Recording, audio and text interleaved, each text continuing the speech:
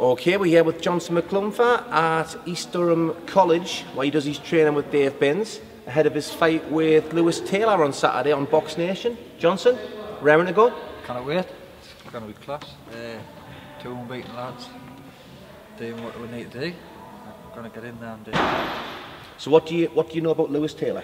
The fact that he's unbeaten in 15. I've seen him throughout the amateur game.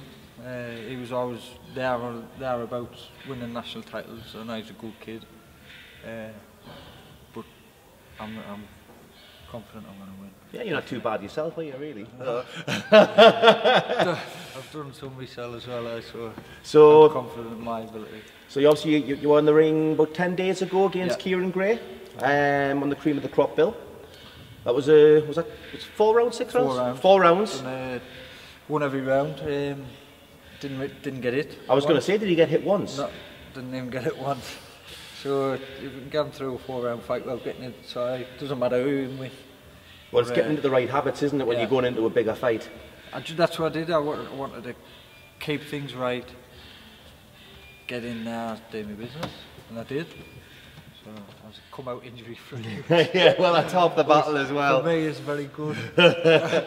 Well, again, obviously having the strength and conditioning coach on there now, that's going to help in terms with the injuries, with flexibility, that side of things as well. He's been on board since day one of the professional career, and that's how I'm so big and so strong for the weight.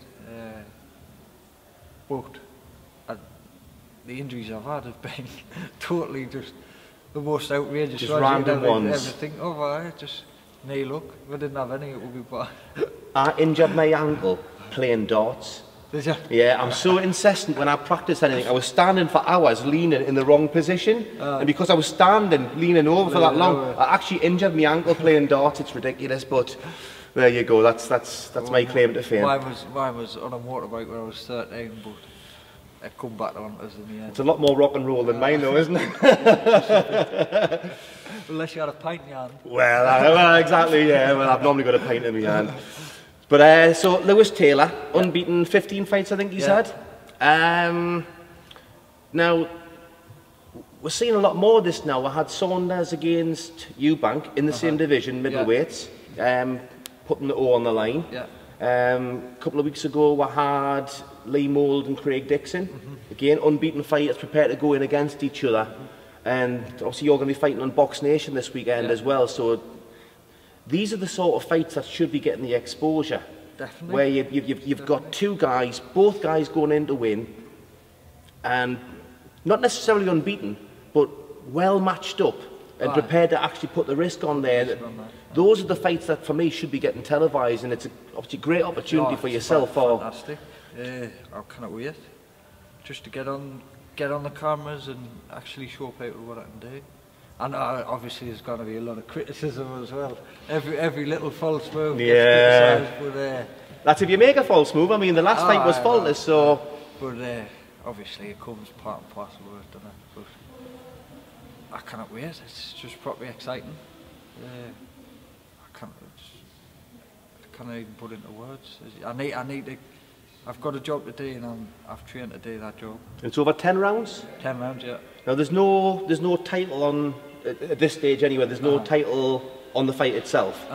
But as we were saying earlier, it doesn't need to be a title. You've got two unbeaten guys, good amateurs, going in against each other. Both good amateurs, both doing very well as a pro. So if we didn't get it on, it would be a shame.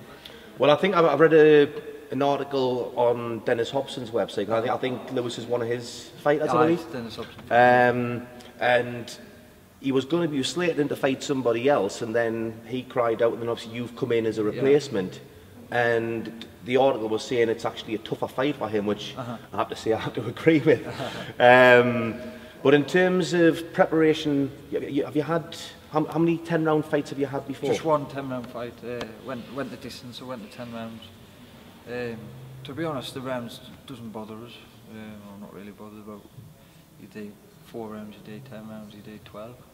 You just do it at a different pace, don't you? You've got to get in there either way. Yeah. So we didn't know that we were going to fight until I think it was a week before the last one, so we still had 3 weeks, albeit everything. And you've just come up another camp for this one as well. Yeah, so it's going to be good. Well, if you think about it in terms of the injuries, the frustrations you've had with that, in terms of ending the year 2014, you've already had a punch-perfect performance a couple of weeks back. You've got the biggest fight of your career so far, coming on Saturday. Obviously, let's not get ahead of the game and things, but obviously everything going well. It's the perfect way to end the year and set yourself up for a big 2015. A win would be the perfect way to finish the year. Your ideal Christmas run. And I've stuck at my diet. I've been bang on a diet for ages. I've stuck at my, everything's been perfect. Road work, diet, training, everything. And it's just led up to this, which is, and it's felt good, so I'm over the moon. And I've got 13 days on my calendar to eat. Yeah. You can really enjoy your Christmas then. Cannot wait for them. Oh. 13 little chocolates now waiting for us. Poor Glenn. Poor Glenn. Well, I suppose he can let himself off the leash a little bit over the Christmas. But in terms of 2015, obviously with Glenn's going to be having his biggest fight of his career against Ahmed Patterson as well in February. Obviously, hopefully this fight's going to set you up to similar sort of fights for next year. But in terms of the middleweight division, I mean, we mentioned the Billy Joe Saunders and Eubank fight, but there's so many names in and around there, right? There's loads of names. And we've got to get, if you want to be the best, you've got to get out there and fight them all. And this is just another step. And it's a step I think I can win. Well, you're putting yourself in the shop window, you're going to be on national, and obviously Box Nation, it's a boxing community as well, so, and a lot of people stream it as well, of course, so it's not just the Box Nation customers, but in terms of everything coming towards, I mean, you are 24 as well, it's, a lot of people think you're older because you've been around a while. I turned pro at 19, so I have sort of been around the world. Yeah, so I mean the injuries obviously aren't ideal, and you're not going to say, oh, thank God, thank the Lord for those injuries and things. But in terms of your development, you might not have had as many fights as you would have had, but you've still had the training and the development. Still had the training. That's what I mean. Although I've had injuries, I've still matured in that time as well. So although things have stopped with the likes of training and that for injuries, my body's still matured. Yeah. My mind's still matured. I was going to say you're still learning up here as well. It doesn't mean the best, because I've been sat on a chair eating Chinese. Yeah. broken ankle, but all the more to work off when you get back into training though. But the dedication's there, and it always has been. So in terms of, I know a lot of boxers don't like being asked this, but in terms of prediction, how do you see the fight going on Saturday? I see it being a tough, good fight. I know Lewis is going to bring everything up because he's got to. He's got to be on his A game, and so have I. And it's got the makings of a well-worthy televised fight, which is good. Well, I believe the fight that was going to be topping the bill on Saturday is actually being pulled out there now, so I don't know if they actually replaced it with anything else, but there's a good chance you might actually be topping the bill on Saturday as well.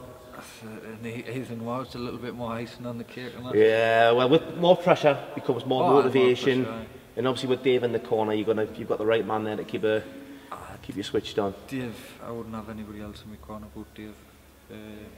He's unbelievable. I know he doesn't look it, but he's a very... No, he definitely doesn't look it. Very clever bloke as well. He is.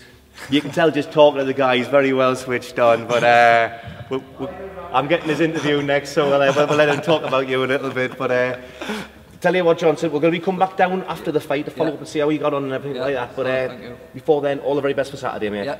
Cheers, man. Thank you.